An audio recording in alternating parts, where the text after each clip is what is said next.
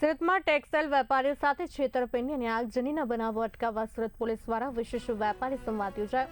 Police અને 200 થી વધુ ટેક્સટાઇલ વેપારી વચ્ચે સંવાદ સેતુ કાર્યક્રમનું આયોજન થયું। છેતરપિંડી અટકાવવા માર્ગદર્શન આપવામાં આવ્યું અને વેપારીઓના પ્રશ્નો તથા રજૂઆતો સાંભળવામાં આવી। ટેક્સટાઇલનું હબ છે।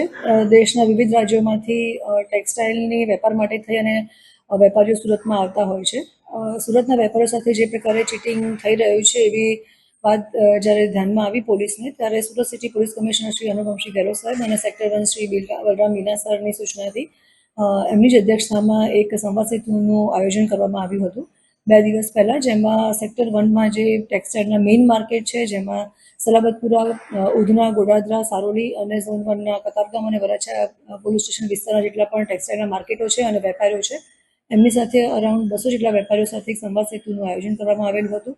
એમની પાસે ઓપન ફોરમમાં સંવાદમાં એ જાણવા મળ્યું કે એ લોકો કયા પ્રોબ્લેમ વેપારમાં ફેસ કરી રહ્યા છે, વેપાર દરમિયાન કઈ રીતે ચીટિંગ એમની સાથે થાય છે, ચીટિંગ કરનાર વ્યક્તિ આવે તો એ કઈ પ્રકારે બિહેવ કરતા હોય છે, કયા પ્રકારે એ લોકો